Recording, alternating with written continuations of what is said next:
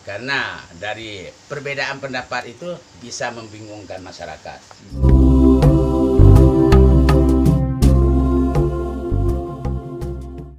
Assalamualaikum warahmatullahi wabarakatuh. Selamat datang kembali di channel YouTube Pejuang Dakwah Agara. Karena hanya di channel ini kita akan membahas bagaimana perjalanan seorang ustadz, seorang tengku dalam menyebarkan syiar-syiar agama Islam di Kabupaten Aceh Tenggara khususnya. Sore ini kita akan berbincang bagaimana perjalanan dakwah seorang ustadz, seorang tengku, yang tempat tinggal beliau kira-kira 1 km dari Desa Lawi Tungkal. Tapi sebelum kita menemui dan membahas bagaimana perjalanan dakwah beliau, kami ingatkan kembali bagi sahabat pejuang dakwah agara dimanapun Anda berada, subscribe, like, share, and comment channel YouTube kami di bawah ini.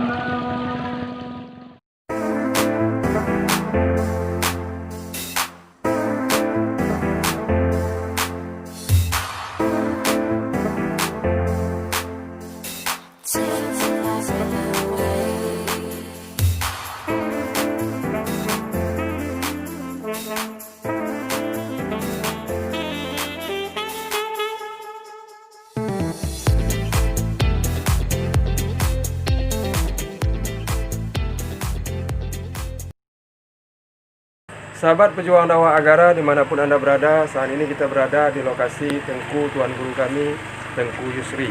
Kita akan berbincang bagaimana perjalanan dakwah beliau dalam menyebarkan syiar-syiar agama Islam di Kabupaten Aceh Tenggara. Ustadz, Assalamualaikum Ustadz. Waalaikumsalam warahmatullahi wabarakatuh. Pertama Ustadz, kami ingin tahu dakwah. Menurut Ustadz, apa itu dakwah Ustadz?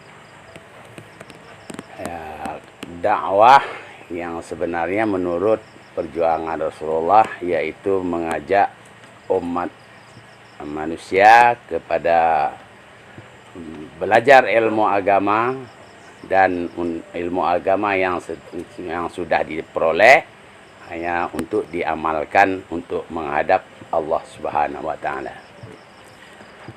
Kemudian Ustadz, sejak kapan mulai berdakwah di Aceh Tenggara Ustadz? Saya berdakwah di Aceh Tenggara semenjak tahun 2010. 2010. Ya, mula-mulanya di desa atau di rumah pribadi.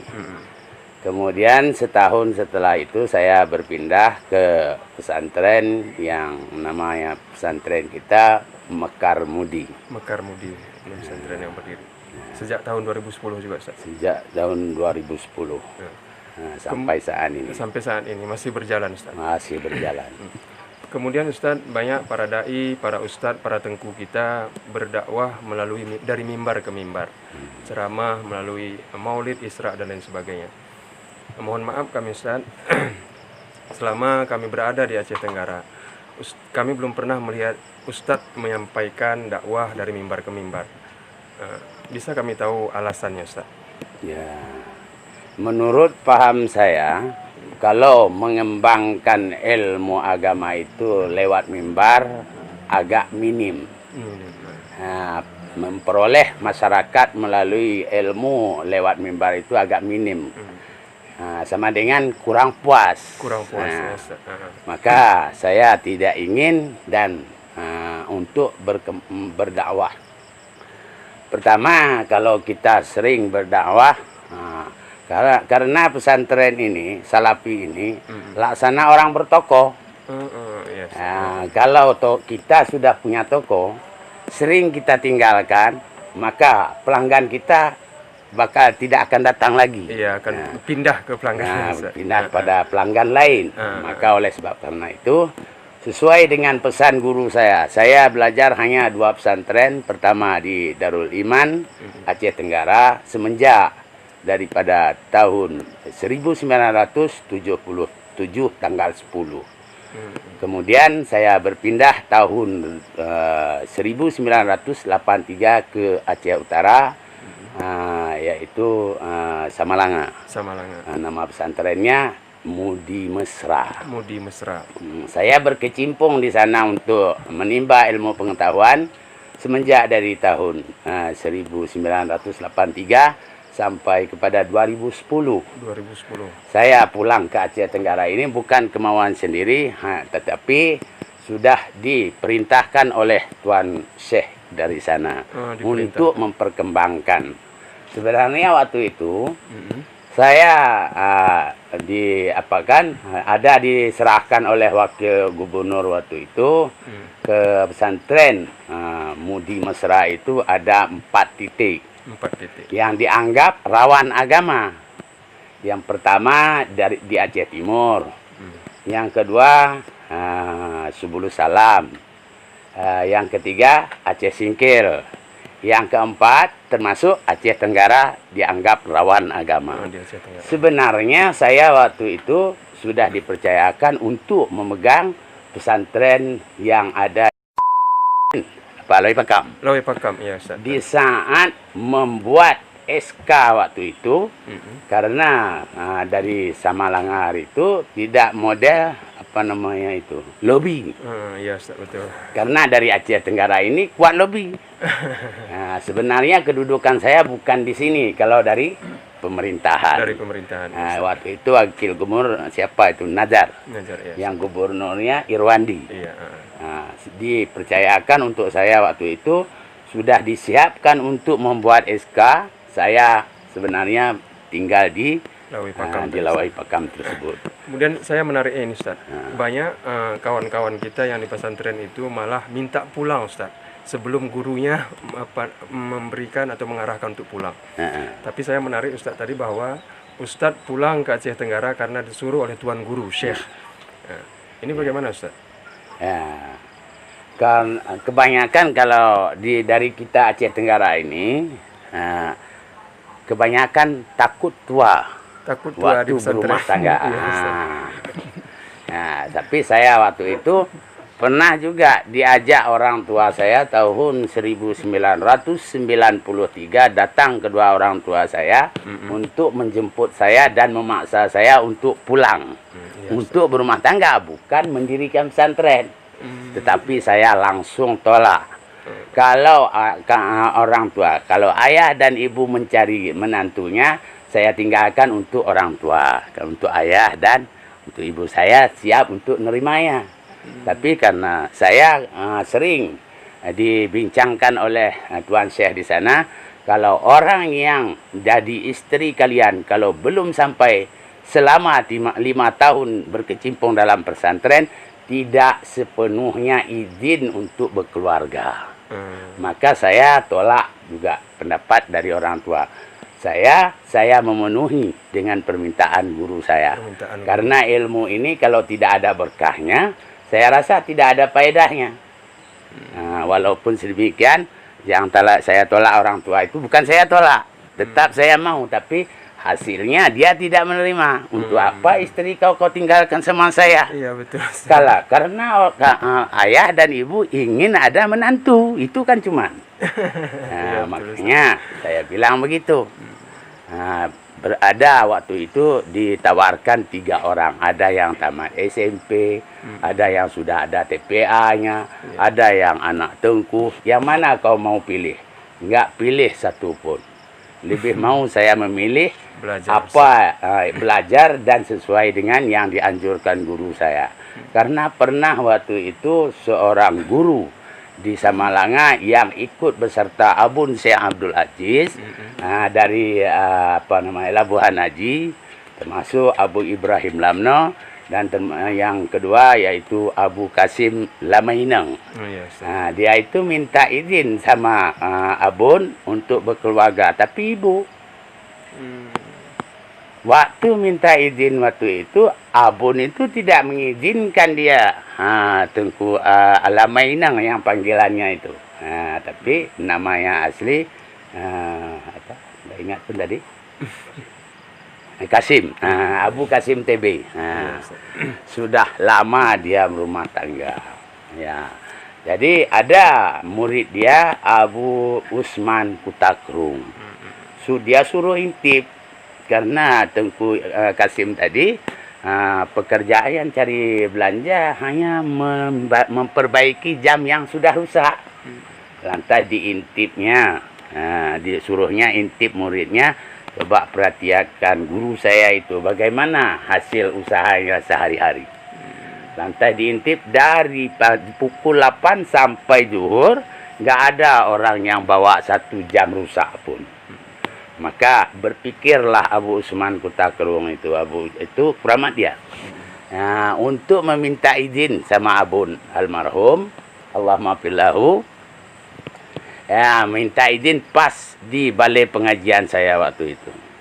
Yang namun abun tetap menolak, tidak akan saya izinkan. Menangis abun Usman Kutakerung itu. Sudah lama, bagaimanapun abun, tolong abun maafkan atau guru saya ini. Dia guru kau atau saya? Dia marah terus.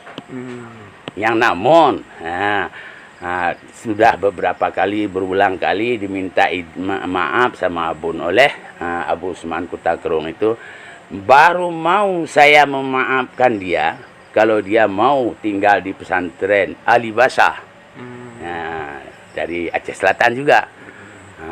Kemudian Ustaz, sekarang kan banyak Ustaz, karena zaman teknologi canggih Ustaz. Segala informasi bisa kita terima lewat handphone, baik YouTube dan lain sebagainya. Segala ceramah juga ada Ustaz. Kemudian apakah kita boleh Ustaz mengamalkan satu ilmu yang kita dapat dari YouTube, lalu kita amalkan langsung tanpa ditanyakan kepada guru Ustaz?